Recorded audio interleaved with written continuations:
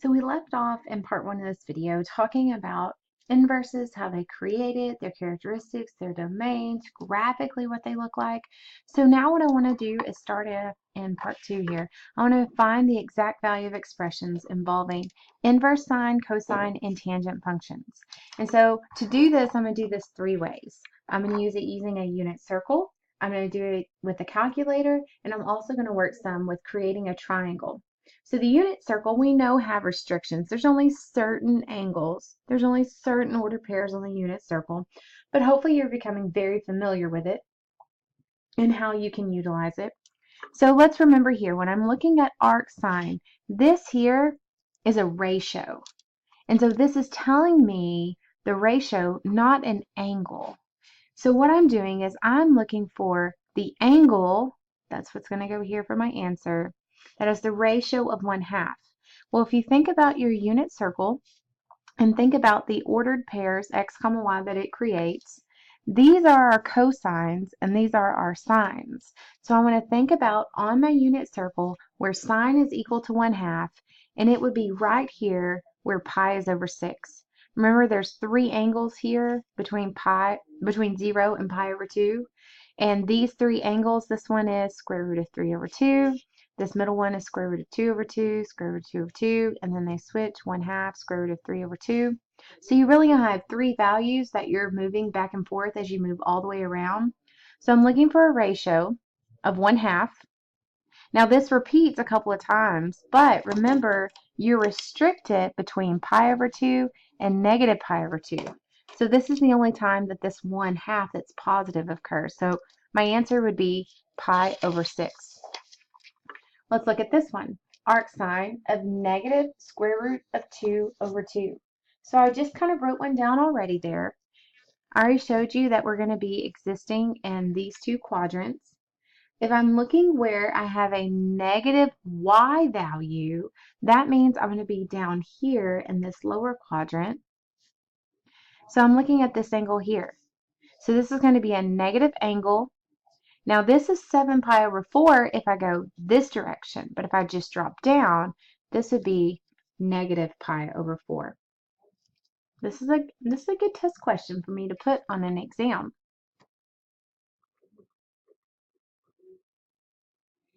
Then arc cosine, again, this is the ratio I'm looking for. So I'm thinking about my trig circle.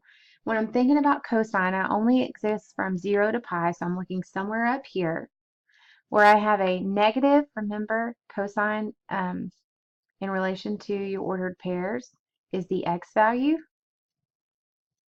So I'm looking for my x is negative. It would be over here in this quadrant. So I'm looking for this angle here of theta. And where does this occur at? This occurs at 5 pi over 6. Then let's think about arc tangent. This is a ratio. So let's investigate a little bit. Tangent is equal to sine over cosine. And my tangent, or arc tangent, has a ratio of 1. The only way 1 is going to exist from this fraction is if these two values are the same.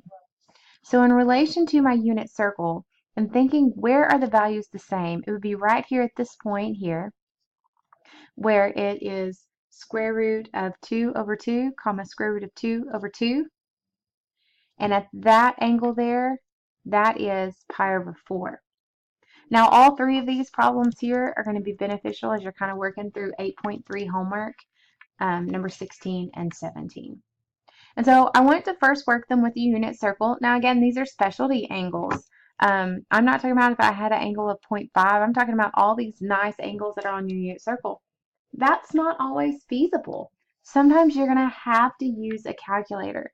So let's look at arc cosine of 0.97. So if you look at your calculator, depending on which one you're using, and you look at your sine button, on mine, I would use my sine button and then change it. I would use the second button and then choose my arc function. You'll notice it says sine to the -1 when it pops up and I open parentheses. Depending on what you're working with, degrees or radians, make sure you're in that right button mode there. And so you would type in arc sine of 0.97 and it should yield you 1.325. So I want you to play with your calculator and Work with your steps. If you have a one-line scientific, you might have to enter 0.97 first and then your arc sine function. I work with a two-line TI scientific, and so I could just enter this directly, and this is about, when you round to 3 decimals, which you should get. Also, you could enter arc cosine of negative 0.04, and you should get 1.982. So I want you to kind of play with those buttons on your calculator and make sure you can get those as an output. If you're going to have a problem like this, like say in WebAssign 8.3, you're going to have a problem like it on number 8. So I hope, you can play with your buttons, make sure you're getting these values as you work, so that when you get to the homework or an exam, you're able to output those answers. So those are really straightforward, but you can see that if I had gone up here and I had typed in arc cosine of negative square root 3 over 2, 5 pi over 6 is not something your calculator outputs. And so if you're trying to choose or write it as an exact answer, you're going to have to know your unit circle. But 0.97 is not a value of an angle on our unit circle, so we have to use the calculator for this, and the instructions would say round to 3 decimal places, whereas these instructions would say find the exact value.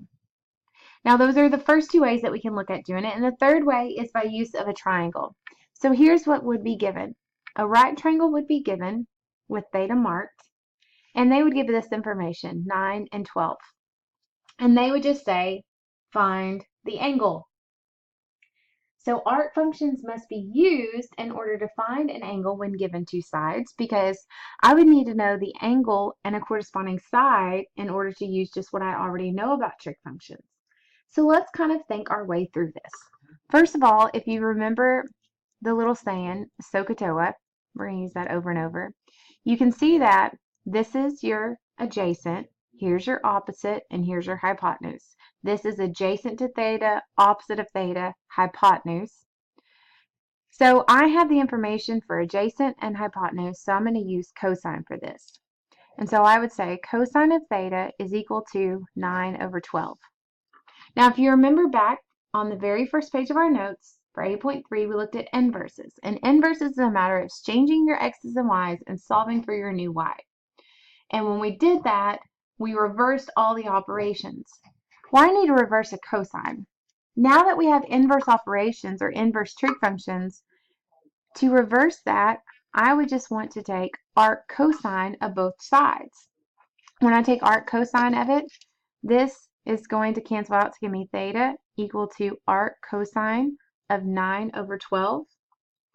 Now 9 over 12 is not a ratio that is on my unit circle, so I am going to have to use my calculator to help me with this. So theta would be equal to 0.7227 radians, or if we were in degrees, 41.4096 degrees.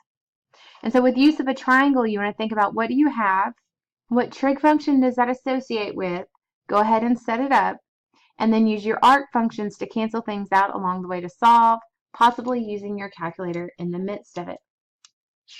Now let's work another one. Say they gave you this triangle, and here's your theta, and they gave you the information of 6 and 10. Now note, this would be my opposite, and this would be my hypotenuse. So if you think about our little saying here, this would give me sine that I want to work with this time. So I could say sine of theta is equal to 6 over 10. To cancel out that, I would want to do the inverse. I would say the inverse of sine, as long as I do it to both sides. This would give me sine theta, theta is equal to arc sine of 6 over 10. And that would mean that theta is equal to 0.644. So now we are able to complete out triangles no matter what we're given. You could do Pythagorean theorem to figure out the bottom side here, and we'll see that later on. Then now that I know this angle and I got my 90-degree angle, I could figure out this angle. We can do so much more with little bits of information than we could before because we have these inverse trig functions. So let's just kind of put more pieces together. Let's go into part 3 and let's look at evaluating. So we're going to kind of have to use all the knowledge we've done so far in this section to kind of work through some of these. First of all, we need to remember domain as we're working through this. Make sure that our answers are coming out are in a feasible domain. So with this first one, I'm looking at arc sine and sine. Well, you can see in this above one that arc sine and sine, they cancel each other. So I need to make sure, is pi over 3 within the domain? Remember, we restricted our sine domain to be between negative pi over 2 and pi over 2. Pi over 3 is within that domain. So for this one, there's not a lot of work that we have to do with this. It still works out from pi over 3. Another approach, and you're going to see this as we move forward, if these were not inverse trig functions, what you would want to do is work from the inside out. Sine of pi over 3, we know to be square root of 2 over 2. So if I want to take the arc sine of square root of 2 over 2, using my unit circle along the way, this would also output pi over 3. So I'm going to show you a couple different approaches as we go. Part 2. Again, if I take the first approach and I mark this out, 2 pi over 3 is not within this domain. So that's not the answer that I would need to get. So we need to think about this a little bit more. First of all, let's think about our unit circle.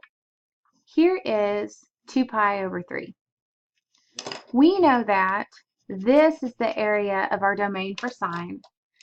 So what other angle shares the same sine value here as 2 pi over 3? And that would be symmetrical over here, and this angle is negative pi over 3, and it shares the same sine value. So in this case, I would really be looking at sine of 2 pi over 3 is equivalent to sine of negative pi over 3, which is in my domain. So this answer, although this could mark out, this is not the angle I would be looking at because it's not my domain. So this would be equal to negative pi over 3. Next one, arc cosine and sine. Cosine, I'm hoping that they could cancel, but I need to make sure this is in my domain. If you remember, your domain, when looking at the cosine x, falls between 0 and pi. 2 pi over 3 falls in that domain. So I can go ahead and cancel these and just say 2 pi over 3. Now it's not always as straightforward as like, oh, mark it out. So let's do another one with cosine. Here's one up here. Negative pi over 3, that's not in that domain of 0 to pi. So I need to consider what is equivalent to negative pi over 3, but lies within this domain, and that is just pi over 3. So these could cancel, and the result would be pi over 3, which is in my domain. This is probably going to help you with number 6 on WebAssign. Now let's move into some of these down here in E and F that have cosine and sines and not necessarily just the inverses right beside each other. So let's look at this one. I can't just mark through this because these are not inverses of each other. So what I need to do first is I need to, like we follow order of operation, I need to look inside this parentheses first. And I need to figure out what is cosine of 13 pi over 6. Well, first of all, cosine of 13 pi over 6 is equivalent to cosine of pi over 6, so I can get within my domain. Then that, think about your unit circle, I'm using my unit circle here, is equivalent to the square root of 3 over 2. So this value here is equal to the square root of 3 over 2. Now if I take the inverse sine of square root of 3 over 2, I'm considering what ratio of sine has this angle, and that would be pi over 3. Again, using my unit circle. So you want to work from the inside outward.